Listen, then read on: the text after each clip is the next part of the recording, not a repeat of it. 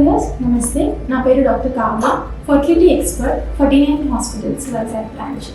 IUI అంటే ఇంట్రాయూటరైన్ insemination అనేది చాలా సింపుల్ టెక్నిక్. ప్రెగ్నెన్సీ రాని వాళ్ళకి, చిన్న మందులతో కాని వాళ్ళకి చిన్న టెక్నిక్ ద్వారా ప్రెగ్నెన్సీ చేసే ట్రీట్మెంట్ని ఇంట్రాయూటరైన్ ఇన్సెమినేషన్ అంటారు. ఇది మనకి సక్సెస్ఫుల్గా కావాలి అంటే ఏమేమి జాగ్రత్తలు తీసుకోవాలి అని చెప్పేసి పేషెంట్స్కి చాలా డౌట్స్ ఉంటాయండి. మనం దీని గురించి డిస్కస్ చేసుకున్నాం. IUI అంటే ఏంటి అంటే భార్యాభర్తలు న్యాచురల్గా ఎగ్ కరెక్ట్గా పనిచేయడానికి ట్రై చేసినా అవడలేదు అంటే వాళ్ళకి మనం ఇన్వెస్టిగేషన్స్ చేసుకున్న తర్వాత బోత్ వైఫ్ని హస్బెండ్ని ఇన్వెస్టిగేట్ చేసిన తర్వాత చిన్న చిన్న ప్రాబ్లమ్సే ఉంటున్నాయి. అంటే PCODలో సరిగ్గా ఓవ్యులేట్ కావలేదు, అంటే వీరకణాల్లో మినిమం 10 మిలియన్ కౌంట్ ఉంది, కదలికలు బాగుండి ప్రెగ్నెన్సీ అవ్వలేదు అంటే ఇంట్రాయూటరైన్ ఇన్సెమినేషన్ అనేది ట్రీట్మెంట్ అన్నమాట. దీనికి మనం ఏం చేస్తాము అంటే గర్భసంచి లోపలికి డైరెక్ట్లీ స్పర్మ్ని డిపాజిట్ చేయడం అనేది జరుగుతుంది. స్పర్మ్ని డిపాజిట్ చేసిన తర్వాత ఆ స్పర్మ్ ఎగ్ కరెక్ట్గా రిలీజ్ అయ్యే టైంకి ఎగ్తో కలిసి ప్రెగ్నెన్సీగా ఫార్మ్ అయ్యి ప్రెగ్నెన్సీ అనేది ఫార్మ్ అవుతుంది అన్నమాట. యూజువల్లీ ఏంటి అంటే వీటికి సక్సెస్ రేట్ అనేది అరౌండ్ 10 to 15% దాకా సక్సెస్ అయ్యే అవకాశం ఉంటుంది అన్నమాట. అది పేషెంట్ని బట్టి ఉంటుంది, నెక్స్ట్ ట్రీట్మెంట్ ప్యాటర్న్ని బట్టి ఉంటుంది అన్నమాట. ఏమేమి జాగ్రత్తలు తీసుకోవాలి? IUI చేసిన తర్వాత హాస్పిటల్లో మనము 15 to 20 minutes బెడ్ రెస్ట్ తీసుకోమని చెప్పడం అనేది జరుగుతుంది. సో దాని మూలంగా all studies indicated that bed rest తీసుకోవడం ద్వారా అట్లీస్ట్ సక్సెస్ రేట్ అనేది ఇంప్రూవ్ అయ్యే అవకాశం ఉంది అన్నమాట. ఎందుకంటే మనం లోపల కరెక్ట్గా గర్భాశయం లోపలికి వేస్తాం కాబట్టి బెడ్ రెస్ట్ తీసుకుంటే స్పర్మ్ లోపలికి ఇంకా దగ్గరికి ఎగ్ దగ్గరికి వెళ్ళే అవకాశం అనేది ఉంటుంది కాబట్టి.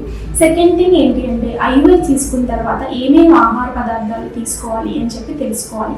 ఆహార పదార్థాల్లో రిస్ట్రిక్షన్స్ అంటూ ఏమి ఉండవండి, ఎందుకంటే IUIలో మనం ఎక్కువ మెడికేషన్స్ వాడటం కానీ ఎక్కువ మందులు ఇవ్వడం కానీ జరగదు కాబట్టి నార్మల్ డైట్ అనేది వాళ్ళు ఏదైతే ఆహారం తీసుకుంటున్నారో దాన్నే పాటించవచ్చు.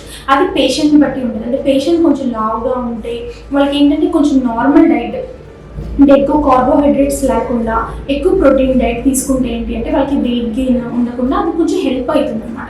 ఎప్పుడైనా సరే లావుగా ఉన్న వాళ్ళు ఈవెన్ IUI చేయకముందే లైఫ్ స్టైల్ మోడిఫికేషన్స్ ద్వారా వాళ్ళ వెయిట్ రిడక్షన్ అనేది చేసుకున్నట్లయితే సక్సెస్ రేట్ అనేది వాళ్ళకి బాగా ఇంప్రూవ్ అవుతుంది అనమాట. సో ఈ డైట్లో కార్బోహైడ్రేట్ కంటెంట్ రెస్ట్రిక్ట్ చేయాలి, ప్రోటీన్ కంటెంట్ అనేది ఎక్కువ తీసుకోవాల్సి ఉంటుంది, లిపిడ్స్ అంటే ఎక్కువ ఫ్యాట్ కంటెంట్ ఫుడ్ అనేది తక్కువ తీసుకోవాల్సి ఉంటుంది అనమాట. ఏమేమి తినకూడదు? పపయ, పైనాపిల్ అని చెప్పేసి మనం వాళ్ళకి తినద్దు అని చెప్తూ ఉంటాం అనమాట. ద రీజన్ ఏంటి అంటే రా పపాయాలు ఏంటి అంటే కొన్ని వాటిలో కొంచెం హార్మోన్ టైప్లో అనేవి ఉంటాయి అన్నమాట. దాని ప్రొడక్షన్ వల్ల రా పపాయ ఏం చేస్తుందంటే గర్భసంచికి కాంట్రాక్షన్స్ అనేవి తెప్పిస్తుంది. సో మనం వేసిన IUIతో ఏదైతే మనం స్పర్మ్ లోపల డిపాజిట్ చేస్తామో ఈ కాంట్రాక్షన్స్ మూలంగా బయటకు వచ్చేస్తుంది అండ్ ప్రెగ్నెన్సీ కోసం కూడా ఎఫెక్ట్ చేస్తుంది. కాబట్టి రా పపాయ, పైనాపిల్ తినదని చెప్పేసి పేషెంట్కి అడ్వైస్ చేస్తాము. మళ్ళీ మేడం నాన్ వెజ్ తినచ్చా అని అడుగుతూ ఉంటారు. ఏమైనా సరే ఈ టైంలో ఏంటి అంటే కొంచెం డిస్టర్బ్డ్గా ఉంటారు పేషెంట్, అంటే గ్యాస్ట్రైటిస్ అట్లాంటి సిమ్టమ్స్ ఉంటాయి వీళ్ళకి. సో దానివల్ల మసాలా కంటైనింగ్ ఫుడ్ అనమాట. ఈ నాన్ వెజ్ తినచ్చు, ఇంట్లో చేసుకున్నప్పుడు ఏంటంటే కొంచెం మసాలా తగ్గించి చేసుకోవడం ద్వారా పేషెంట్కి ఎటువంటి ప్రాబ్లం లేకుండా ఏమి అంటే ఇప్పుడు IUI చేసిన ఇమీడియట్గా లూజ్ స్టూల్స్ అవడం కానీ లేకపోతే వామిటింగ్ సెన్సేషన్ కానీ వామిటింగ్స్ అవడం కానీ ఇట్లాంటివన్నీ బయట ఫుడ్ తినడం ద్వారా స్టార్ట్ అయ్యి అనుకోండి, it definitely effect the success rate of the treatment. So బయట ఫుడ్ కంప్లీట్లీ అవాయిడ్ చేసి మసాలాలు తగ్గించి నాన్ వెజ్ తినడం ద్వారా వాళ్ళకి ఏంటంటే బెనిఫిట్ అనేది ఉంటుంది అనమాట. నెక్స్ట్ క్వశ్చన్ మేడం ఎక్సర్సైజెస్ చేయొచ్చా, మనం రెగ్యులర్గా వాకింగ్కి వెళ్తున్నాము లేకపోతే జిమ్కి వెళ్తున్నాము చేయొచ్చా అనేది. IUI is equal to natural conception. చిన్న చేంజ్ మాత్రమే ఉంటుంది IUIలో. సో న్యాచురల్గానే ఒక బిడ్డ ఏర్పడుతుంది కాబట్టి వాళ్ళు రెగ్యులర్గా ఏమైతే ఎక్సర్సైజెస్ ముందు నుంచి ఫాలో అవుతున్నారో అవి చక్కగా ఫాలో అవచ్చు. ఎటువంటి you can do even gymming also, gym కూడా చేసుకోవచ్చు. మోస్ట్ కామన్గా IUI అయ్యే ముందు IUI అయిపోయిన తర్వాత భార్యాభర్తలు కలవచ్చా అని డౌట్ అడుగుతూ ఉంటారు. మనం ఏంటి అంటే నార్మల్ శాంపుల్ని అబ్నార్మల్ స్పర్మ్స్ని పక్కన పెట్టి ఓన్లీ నార్మల్ స్పర్మ్స్ని ఇంట్రాయూటరైన్స్లో డిపాజిట్ అనేది చేస్తున్నాం. అంతేకాని it is not a some other procedure. So న్యాచురల్గా భార్యాభర్తలు నార్మల్గా కలుసుకోవచ్చు, ఎటువంటి ప్రాబ్లము అనేది ఉండదు అనమాట. IUIకి ముందు కానీ IUI చేసిన తర్వాత కానీ ఎటువంటి ప్రాబ్లం అనేది ఉండదు. నెక్స్ట్ ఏంటి అంటే వాళ్ళు అడిగారు మనం ఫీవర్ ఏమైనా వస్తే, జలుబులు ఏమైనా వస్తే ఏమైనా ట్యాబ్లెట్లు ఇస్తావా, అంటే ఏమైనా వేసుకోవచ్చా అని చెప్పి. జనరల్లీ ఏదైనా ప్రొసీజర్ అయిన తర్వాత చాలా జాగ్రత్తగా ఉండాల్సి ఉంటుంది. ఈవెన్ IUI కూడా అంతే. అంటే ఇప్పుడు సీజన్స్ని బట్టి అనమాట. ఇప్పుడు చలికాలంలో కానీ వర్షాకాలంలో కానీ బయట తడవడము, చలికి ఎక్స్పోజ్ అవ్వడం అట్లాంటివి చేయకపోవడం అనేది బెటర్. ఎందుకంటే any increase in the temperature మనకి లోపల బేబీ ఫార్మేషన్ని ఎఫెక్ట్ చేస్తుంది.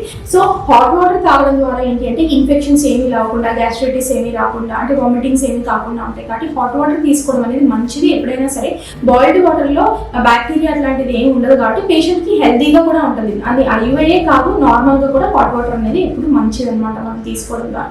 ఇంకా వాళ్ళకి ఏంటంటే చిన్న చిన్న డౌట్స్ వస్తూ ఉంటాయి, మనం మెట్లు ఎక్కచ్చా ఐయుఐ చేసిన తర్వాత. సో యూ క్యాన్, మెట్లు ఎక్కడం ద్వారా ఎటువంటి డిఫరెన్స్ అనేది రాదు.